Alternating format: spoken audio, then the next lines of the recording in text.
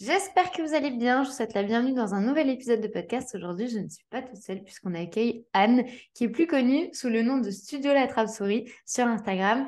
Merci beaucoup d'avoir accepté mon invitation. Est-ce que tu vas bien? Eh ben oui, très bien. Je suis très contente d'être là. Merci à toi de m'avoir invitée sur ton podcast. Avec grand plaisir. Est-ce que pour que l'on pose un peu le décor aux gens, est-ce que tu peux dire qui tu es, comment tu t'es lancé, pourquoi aujourd'hui tu es en mesure de parler du coup d'expérience client et d'expérience utilisateur sur un site internet, pour qu'on puisse un peu savoir d'où tu viens. Oui, bien sûr. Alors, comme tu l'as dit, hein, moi, c'est Anne. Donc, effectivement, je suis la créatrice du studio La Trappe Sourire, qui est donc un studio créatif qui accompagne notamment les entrepreneurs à créer leur image de marque, que ce soit au travers de leur identité visuelle, de supports imprimés ou de sites internet, du coup. Alors, pour la petite histoire, en fait, moi, je ne suis pas du tout du milieu du web à la base, puisque j'ai fait des études en graphisme. Et à l'époque, les cursus séparaient la communication print et la communication web. Donc, il fallait faire un choix. Et moi, j'étais de la team print à l'époque. Voilà, donc à l'issue de mes études, en fait, j'ai travaillé dans une agence de communication qui, elle, pour le coup, proposait à la fois du print et du web. Et c'est là que j'ai entendu pour la première fois parler de FT, WordPress, de site internet. Donc tout ça, c'était très, très obscur pour moi. Et en fait, j'ai bien accroché à cet univers. Et du Ok. coup, je suis restée 5 ans dans cette agence et on va dire par quelques concours de circonstances, finalement, j'ai fini par devenir chef de projet web. Ok. Donc, à l'époque, par contre, voilà, je n'étais pas formée pour créer des sites web. J'encadrais chaque projet et je faisais un peu le lien entre le développeur et le client. Ok. Mais du coup, ça m'a permis voilà, de mettre un peu un premier pied dans cet univers-là. Et en fait, en 2017, je suis tombée enceinte de mon premier enfant. Et en fait, j'ai compris que le travail en agence, c'était pas forcément compatible avec la vision que j'avais de la maternité, en tout cas. Et du coup, j'ai fait une rupture conventionnelle pour me mettre à mon compte. D'accord. Et du coup, une fois à mon compte, je pense que c'était un peu lié aussi au fait de devenir mère. J'avais un peu besoin de changement. Et en fait, j'ai lancé une papeterie créative à la base de faire art, d'affiches de naissance, etc., en parallèle de mon métier de graphiste. Mais bon, ça n'a pas duré très longtemps. Finalement, je suis revenue un peu à mes premiers amours. Et du coup, j'ai développé plutôt le côté accompagnement auprès des entrepreneurs. Ok. Et c'est là que du coup, j'ai décidé de me former vraiment à la création de sites web parce que c'était ce qui me manquait et c'était un petit peu frustrant de devoir m'arrêter une fois l'identité visuelle créée pour passer la main à quelqu'un d'autre. Et du coup, voilà, je me suis formée dans le web pour aller jusqu'au bout de mon accompagnement. Et voilà. Et du coup, ça fait 4 ans que je fais ça et aucun regret. Je m'éclate vraiment dans mon travail. Du coup, toi, tu as vraiment tendance dans ton travail à allier branding et site internet. C'est vraiment deux choses qui sont totalement complémentaires pour toi et pour avoir déjà vu un peu ce que tu faisais, c'est vraiment quelque chose que l'on remarque très rapidement au sein de ton travail. Euh, Dans ce parcours de suivi d'entrepreneur et d'agence, est-ce que tu pourrais considérer aujourd'hui que avoir un site internet, c'est fait pour tout le monde? Est-ce que tout le monde aujourd'hui peut et doit avoir un site internet? Ou est-ce que toi, de ton côté, au sein de ton expérience, tu as vu quand même quelques limitations et tu ne recommanderais pas cette approche pour tout le monde? Alors, déjà, on va recadrer un peu les choses. C'est vrai que dans ton podcast, tu t'adresses quand même à des personnes qui souhaitent vendre ou promouvoir quelque chose. Donc, pour ces personnes-là, moi, je dirais oui, à 100% oui, en fait. Enfin, je suis vraiment convaincue de l'importance d'avoir un site internet. Et je pense que pour s'en convaincre, en fait, il suffit de regarder notre propre utilisation du web.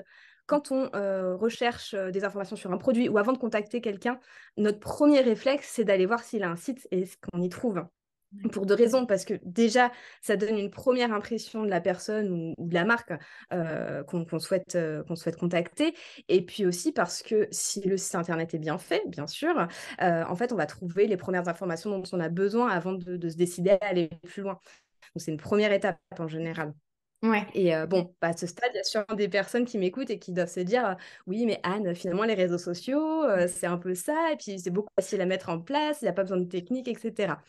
Oui, mais du coup, ça m'amène au deuxième point, entre guillemets, et la deuxième raison pour laquelle site internet versus réseaux sociaux, un site internet en ligne, c'est parce que les réseaux sociaux, ça ne remplace pas un site internet. Pour la simple raison qu'ils ne t'appartiennent pas.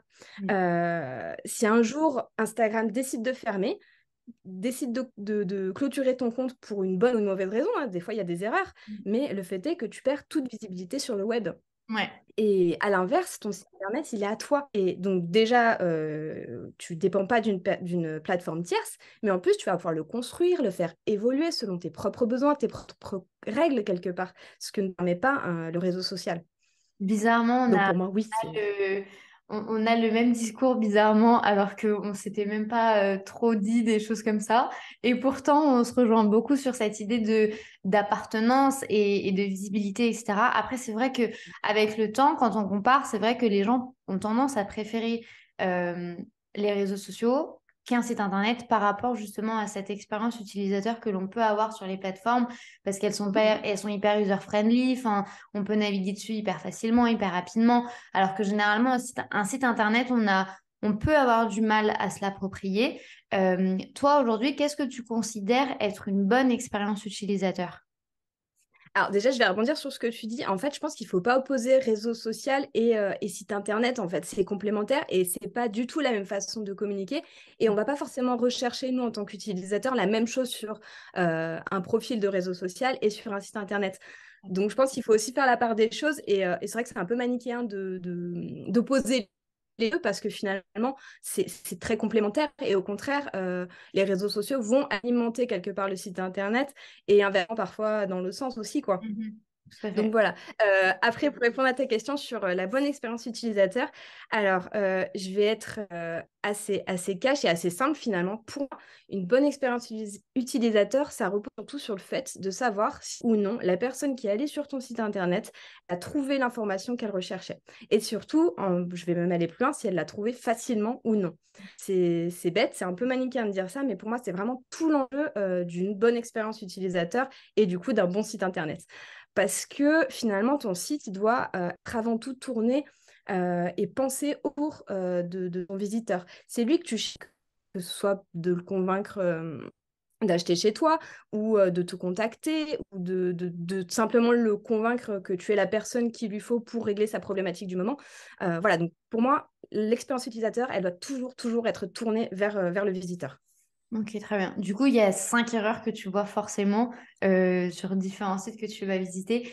Si on devait donner 5 conseils et 5 erreurs vraiment à éviter aujourd'hui aux gens qui nous écoutent, quels sont vraiment les faux pas à ne surtout pas faire? Alors, il y en a plein, hein, mais c'est vrai que du coup, j'essaie de me concentrer sur les principaux et qui sont peut-être les plus évidents à noter, entre guillemets, sur les sites.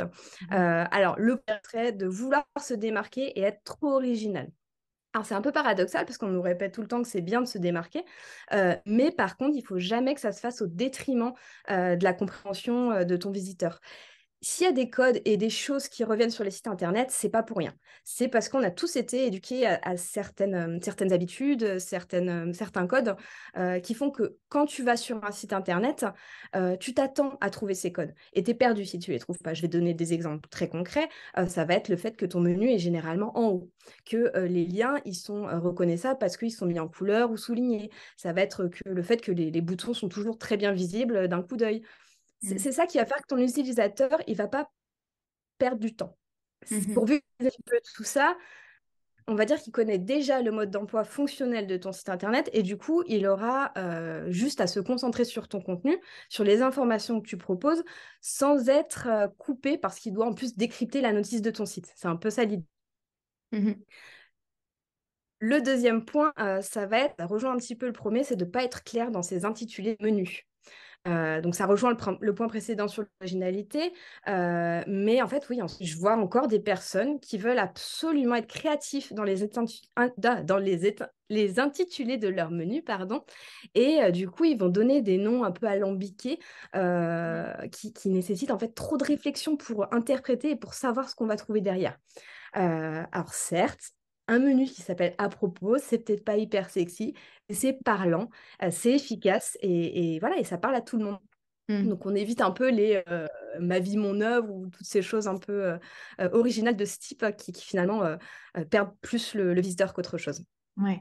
Je vois très bien ce que tu veux dire parce que c'est vrai que parfois, à vouloir être trop original et à vouloir mettre en avant bah, la personnalité de la marque, le branding, etc., on se perd un peu et pour nous, ça peut être très clair. Mais pour les gens qui vont venir sur notre site, s'ils sont habitués à certains codes, on peut un peu casser le lien et ils se disent, ah oui, mais au final, il n'y a pas cette page, au final, je ne sais pas qui c'est. Alors que la page, elle existe, c'est juste qu'en fait, il ne va pas la reconnaître. C'est ça. Et c'est dommage du coup, parce que tu as fait le travail et du coup, Ouais, ça n'aboutit pas. Donc, c'est vraiment dommage. ouais, Tout ça pour juste changer un nom qui finalement, c'est pas ça qui va faire que la personne va travailler avec toi ou pas. ouais, je vois très bien. Du coup, le troisième point, la troisième erreur, ce serait un contenu qui n'est pas assez lisible et qui manque de hiérarchisation. Parce que finalement, s'il y a bien une chose qui doit s'habiter à la fois dans le domaine du print et du web, c'est ça, c'est penser à guider la personne qui lit ton contenu, que ça soit dans le fond, bien sûr, dans la façon dont tu vas rédiger tes contenus, mais aussi dans la forme, en créant un peu, par exemple, des zones un peu distinctes qui vont guider visuellement ton visiteur. On fait aussi attention à la taille de ses textes, au contraste des couleurs qu'on va utiliser sur son site, par exemple. C'est toutes ces choses, en fait, qui empêchent, enfin, qui permettent, du coup, une lecture euh, et qui te permettent de transmettre bien ton message comme tu veux, quoi. Ouais. Ensuite, la quatrième erreur, je dirais que ce serait d'avoir trop de clics pour arriver à destination. Je pense qu'il faut bien garder, quand on fait un site internet, dans un coin de sa tête que le visiteur, il doit pouvoir accéder à l'information qu'il a en moins de 3 clics, on va dire en moyenne. Donc, si tu divises les informations sur plusieurs pages, tu prends le risque en fait d'augmenter l'effort que ton visiteur doit faire. Et voilà, le visiteur lambda est assez flemmard, il faut bien le dire. Et du coup, il risque de se lasser et d'aller voir ailleurs tout simplement. Je vais donner un peu des exemples concrets de ce que je vois encore parfois. Par exemple, quelqu'un qui propose des massages, logiquement, il va devoir créer une page où il va un peu détailler, présenter ce qu'il propose à ses futurs clients. Or, parfois, je vois des sites avec une page pour chaque massage Mhm. qu'il va proposer. Alors que le visiteur, lui, il aimerait sûrement pouvoir avoir accès à toutes les informations de la carte sur une seule page pour pouvoir, ne serait-ce que compléter les massages et savoir vers quoi il veut orienter quoi. Donc, s'il doit ouvrir un onglet à chaque massage pour comparer, enfin voilà, je pense qu'on est tous d'accord pour se dire qu'il va aller voir, trouve pas quelque chose de plus simple Ouais, non, mais assez facilement. je suis d'accord. En fait, l'objectif, c'est qu'on a tendance parfois aussi à vouloir tellement en mettre et tellement en dire et tellement se dire, il faut impérativement que j'alimente mon site internet, sinon mon site va mourir ou mon site va pas être visible. En fait, on veut en faire trop. Et parfois, ben, le trop est un peu l'ennemi du bien. Et il faut pas réellement considérer son site internet comme une publication Instagram, quoi. Une publication Instagram, on va remonter dans le feed, on va la voir une fois, mais ça va être clair, précis, puis basta. On va passer à autre chose. Alors que sur un site internet, généralement, les gens, ils viennent normalement pour acheter ou pour vraiment s'informer et à approfondir. Donc, je suis tout à fait d'accord avec toi d'avoir 10 000 onglets juste pour pouvoir comparer, pour avoir des idées, des avantages, des inconvénients de chacun, des prix et tout. On s'en sort pas et on n'a pas envie, surtout ça donne pas envie du coup, de prendre un rendez-vous. C'est ça. Mais l'exemple des prix, c'est typique parce que quand tu vas sur un site et que tu as une page dédiée pour les tarifs, bah, c'est quand même super dommage parce que tu rajoutes une étape en plus alors que les tarifs, tu pourrais tout simplement les indiquer à côté de la prestation concernée et ça facilite vraiment la prise de décision de ton visiteur. Donc, pourquoi rajouter une étape en plus? Non, ouais, je suis tout à fait d'accord avec toi. Mais du coup, quand les gens ils viennent sur un site internet, généralement, qu'est-ce qu'ils attendent? Parce que du coup, il y a des erreurs que l'on peut et que l'on doit éviter, ou du moins essayer d'éviter. Mais qu'est-ce qui fait réellement les gens quitter la page ou un site internet? Est-ce qu'aujourd'hui, on arrive à identifier la cause? Est-ce que c'est parce que, je sais pas, il y a un pop-up qui est apparu et du coup, c'était chiant et la personne a quitté? Ou c'était vraiment par rapport à l'expérience, par rapport au temps de chargement? Est-ce qu'on arrive vraiment à définir les raisons claires? Alors, c'est un ensemble de raisons finalement. Et typiquement, et les pop-up, tu l'évoquais, j'ai pas eu le temps d'en parler, mais oui, ça fait partie des expériences de relation qui sont très intrusives, qu'il faut éviter. Bien sûr, il peut y avoir des exceptions, mais clairement, les pop-up qui s'ouvrent toutes les 5 minutes pour t'informer d'une nouvelle promotion, pour te demander de t'inscrire à la newsletter, etc. On est d'accord, insupportable. Et donc, c'est très intrusif. Et puis en plus, c'est mon avis personnel, ça m'agresse parce que j'ai l'impression qu'on me prend pour une idiote, que ça laisse un peu supposer que je ne serais pas capable de voir cette information-là autrement que si on me la jette juste devant les yeux comme ça. Donc, clairement, ça fait partie des choses où on est un peu tous d'accord pour se dire que le web, c'est avant tout une invitation. Tu proposes des choses, mais tu n'imposes pas, quoi. Mhm. Et après, pour répondre aussi un peu à ta question, j'avais aussi envie d'aborder un autre pan du sujet qui est peut-être plus propre à à mon double cursus, entre guillemets. C'est aussi le fait que un site internet, il faut garder en tête que c'est avant tout aussi un support de communication. Et il va aussi te permettre de donner visuellement des informations sur ta marque et ton entreprise. Donc, ton visiteur, finalement, il va avoir une première impression de toi, de ton travail et de ta marque à travers ton site internet. Et ça compte énormément parce que, en fait, on n'a pas de seconde chance de faire une première bonne impression. Mhm. Donc, ton site aussi, il doit être aussi esthétiquement engageant, il doit refléter qui tu es, quelles sont tes valeurs. Au travers de son design et de tes contenus, en fait, on doit déjà pouvoir percevoir ton positionnement et à qui tu t'adresses. Donc là, je parle plutôt de clients cibles. Donc du coup, un site internet qui paraît amateur, vraiment travaillé, ça contribue pas vraiment à te donner l'image professionnelle qu'on souhaite tous transmettre finalement, parce que c'est ça qui va convaincre nos clients potentiels de travailler avec nous. Et tout simplement parce que ça inspire pas confiance. Et fatalement, si la personne qui tombe sur ton site ressent pas de professionnalisme, ben, il ira peut-être regarder ailleurs. Et ça se ressent aussi au niveau de la réalisation technique, du coup. Parce que si le site a été mal réalisé, mal construit, que les pages sont trop longues à s'afficher, qu'il n'est pas sécurisé, etc., bah, tu perds forcément des visiteurs en cours de route parce que le capital confiance, entre guillemets, est brisé. Ouais. Et surtout que vu qu'on est au niveau digital, comme tu le disais, en fait, il faut vraiment qu'on fasse bonne impression. C'est comme si on arrivait à un entretien, qu'on était bien coiffé, bien habillé, bien maquillé, etc. Pour justement faire bonne impression. Un site internet, c'est un peu la même chose, C'est en très fait. Il logique. faut réussir, c'est notre identité à nous et c'est notre vitrine, quels que soient les produits et les services que vous vendez. Ça doit vraiment refléter qui vous êtes. Et je suis, merci d'avoir mis le doigt sur ce point. Du coup, je rebondis sur ce que tu dis par rapport au branding. C'est vrai qu'on a tendance, enfin, il y a des gens qui ont tendance à penser que le branding se limite à la création d'un logo et d'avoir des couleurs.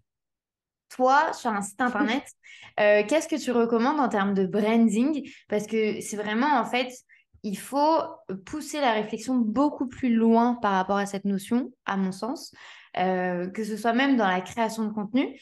Il y a vraiment une notion de branding. Est-ce que tu pourrais nous en dire un petit peu plus par rapport à ça et par rapport, toi, aux éléments qui sont indiscutables et limite non négociables quand tu fais un projet? Oui, alors effectivement, comme tu dis, le branding, généralement, dans la tête des gens, c'est logo. Ouais. Parfois c'est couleur, mais encore parfois ça s'arrête au logo. C'est vrai. Et en fait, dans les faits, que ce soit d'ailleurs pour le site internet ou pour les supports de communication, le logo, c'est pas si important. C'est pas ça qui va rendre une marque mémorable.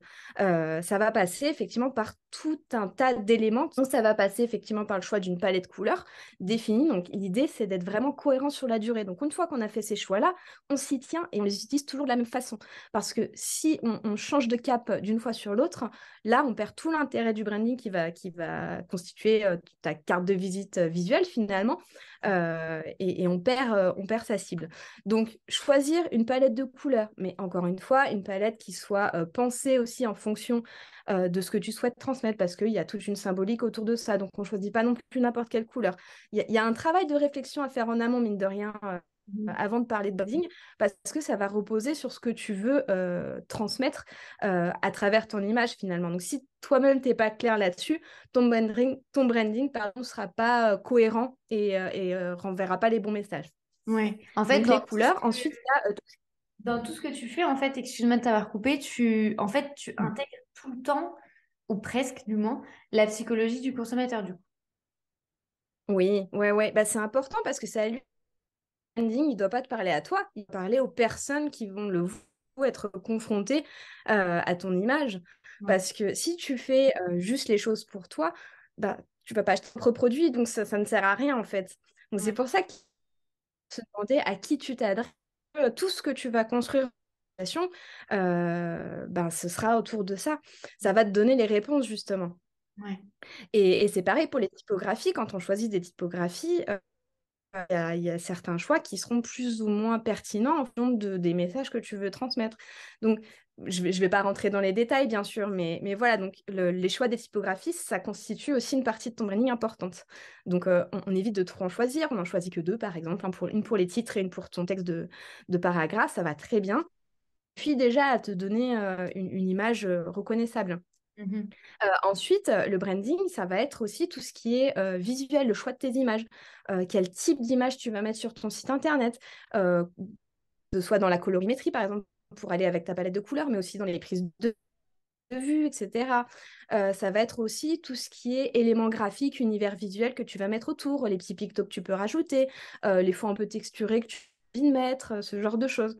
Tout ton Mhm. univers visuel. Et le branding, même, ça va même plus loin parce que c'est aussi la façon dont tu vas rédiger tes textes, par exemple. C'est le ton que tu vas donner à ta communication. Est-ce que tu es plutôt quelqu'un qui a envie de parler de façon très sérieuse, très experte à ta cible, ou au contraire, est-ce que tu as envie d'apporter un peu d'humour parce que c'est ce qui fait que tu es toi? C'est voilà, c'est basé aussi sur ta personnalité finalement. Comme quoi, il n'y a pas Voilà, que le donc logo. c'est vraiment, Il n'y a pas voilà, c'est vraiment un ensemble. Ouais, il y a vraiment un ensemble, il y a beaucoup de critères à prendre en compte. Et c'est vrai qu'en fait, quand on parle autant de sites internet ou autant de branding, vu que ce sont généralement pas des points que l'on va penser directement, parce que moi je sais, les gens qui se lancent pensent uniquement à comment je vais trouver des clients.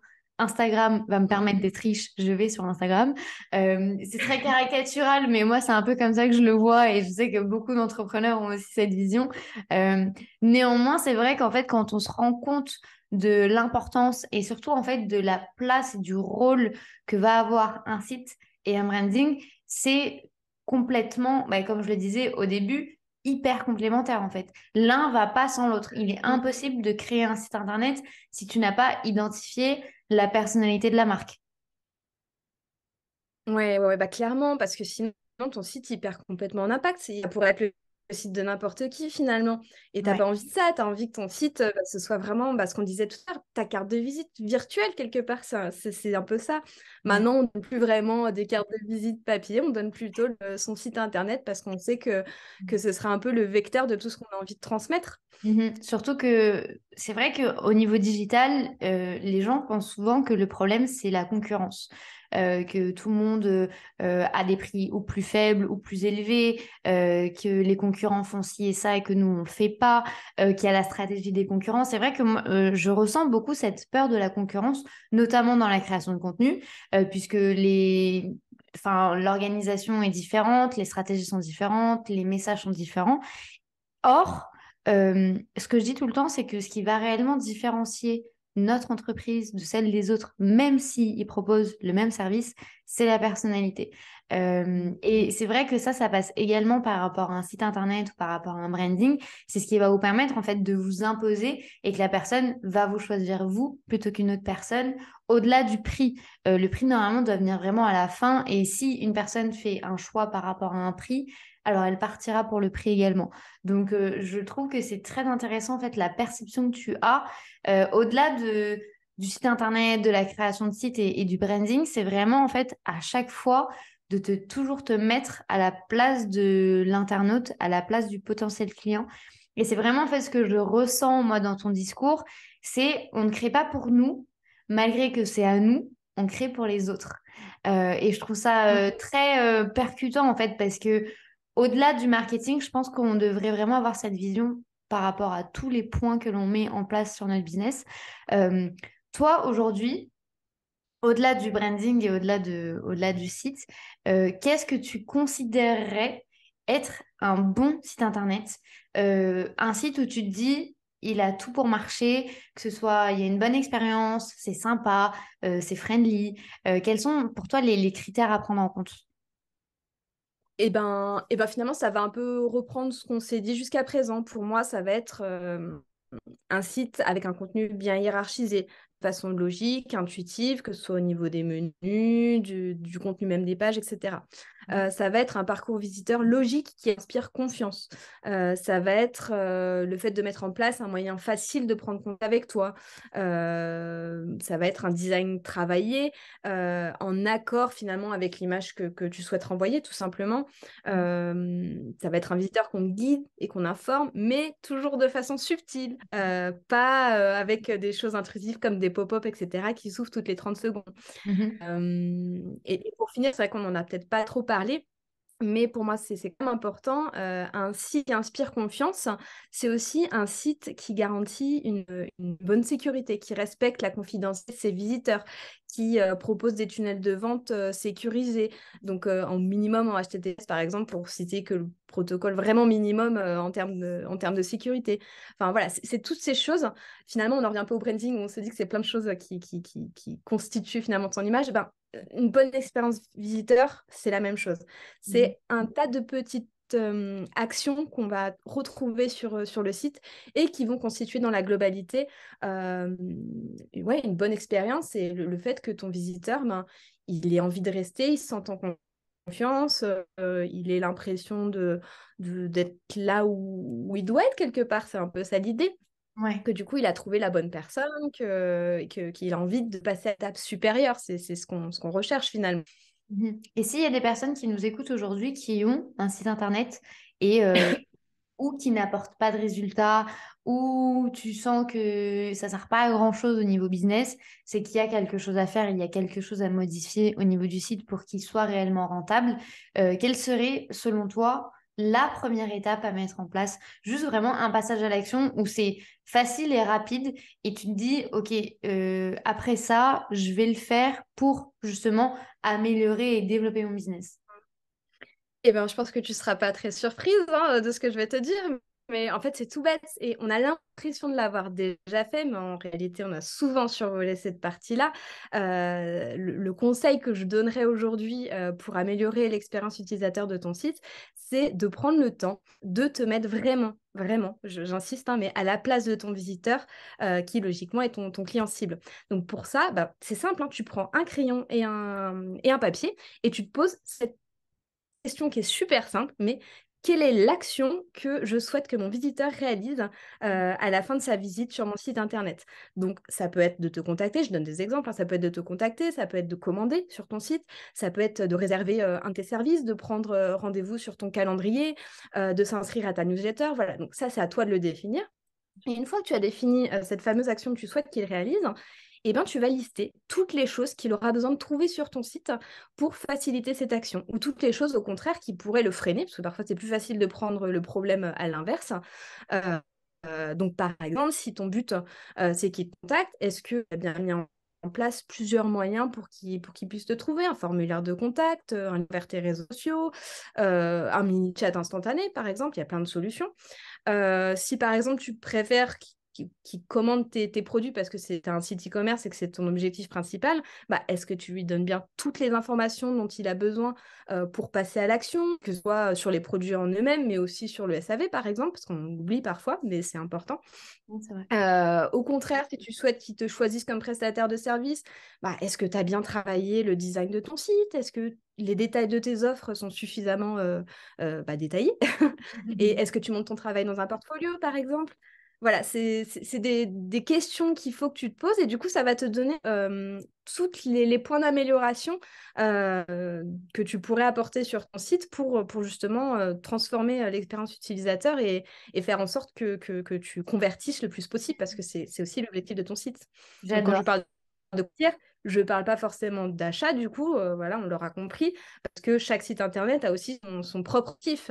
Et ça, c'est à toi de le définir parce que trop vouloir multiplier les canaux, finalement, bah, on peut aussi s'y perdre un peu. J'adore, c'est très concret, c'est très, on passe à l'action, on met les choses en place et on se pose les bonnes questions. Néanmoins, c'est vrai que quand on est tellement dans le business, qu'on a du mal à se rendre compte un peu de ce qu'on fait de mal ou d'un problème qu'il peut y avoir sur le site internet, etc. Et c'est là que toi, tu interviens auprès des gens, d'avoir vraiment cette vision un peu extérieure, d'avoir un point de vue extérieur par rapport à quelqu'un qui a un business. Comment tu fais toi aujourd'hui pour aider les gens? Comment tu les accompagnes? Quelles sont les prestations que tu offres au cas où il y a des gens qui se disent, j'ai un site, il marche pas, j'ai besoin d'Anne, mais comment faire? Eh ben, on repose les bases. On en revient toujours là, mais pour savoir ce qui ne marche pas sur un site, j'ai besoin de savoir en fait ce que tu cherches à obtenir avec ce site. Est-ce que c'est juste une vitrine de ton travail, auquel cas ben, il n'y a pas vraiment d'objectif? Est-ce que c'est vraiment un site avec lequel tu cherches à transformer en récupérant par exemple des inscriptions sur ta newsletter ou du contact, etc. En fait, en fonction de ton objectif, les modifications à apporter sur ton site ne seront évidemment pas les mêmes. C'est pour ça que c'est hyper important de reposer les bases. Et en fait, parfois, enfin souvent même, je remarque que les gens ont fait un site parce qu'ils veulent faire un site, mais ils n'avaient pas réellement d'objectif avec. Et du coup, bah, on le ressent parce que ça manque un petit peu de logique. Voilà, c'est là, ça a été fait, c'est très bien, mais du coup, il faut remettre un petit peu comment dire, d'âme dans tout ça et puis un petit peu de stratégie. C'est généralement ce qui manque. Du coup, toi, tu proposes vraiment des accompagnements qui sont personnalisés au cas par cas. Est-ce que tu peux nous en parler un peu plus? Quelles sont tes offres? Comment les gens peuvent travailler avec toi? Si demain, une personne a besoin de toi, comment tu fais pour l'aider? Quel est vraiment le cheminement qui va avoir lieu pour que la personne se dise, OK, c'est vraiment ce qu'il me faut, j'ai besoin de ça aujourd'hui pour vraiment donner un petit coup de boost, je dirais, à mon site internet. Alors, ce que j'adore proposer dans l'idéal, c'est d'abord créer l'identité visuelle de la personne parce que ça permet justement de poser les fondations bah, de son identité et puis aussi de son positionnement et c'est des choses sur lesquelles on va s'appuyer après sur le site internet. Donc c'est vrai que moi j'aime bien avoir cette base-là et puis parce que voilà, initialement dans mon parcours professionnel, c'est une partie que j'affectionne particulièrement, le branding, etc.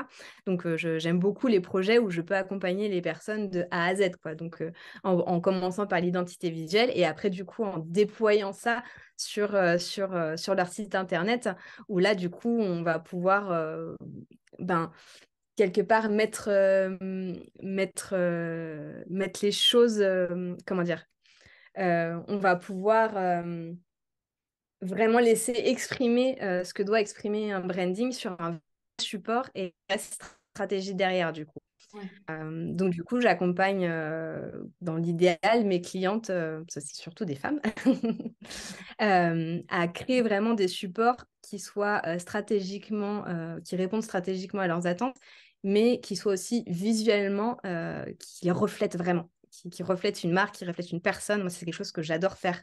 Et je suis persuadée que c'est en mêlant stratégie et âme, quelque part, qu'on arrive à avoir le match parfait qui donne envie aux gens de passer ensuite C'est à vrai. l'action et de travailler avec nous, etc. J'en suis persuadée. Ça rejoint ce que tu disais sur le fait que, quelque part, la concurrence, c'est un faux problème parce qu'on va avant tout choisir de travailler avec quelqu'un parce que c'est elle, c'est cette personne. Et c'est ça que j'aime dans mon travail, c'est de faire ressortir ça. De toute façon, tous les liens seront juste en dessous de cet épisode de podcast. Si vous voulez contacter Anne, si vous voulez découvrir son travail, si vous souhaitez échanger avec elle sur votre projet, vous avez tout juste en dessous de cet épisode. Merci beaucoup, Anne, pour ton temps. C'était un plaisir de pouvoir t'accueillir parmi nous et je te dis à très vite.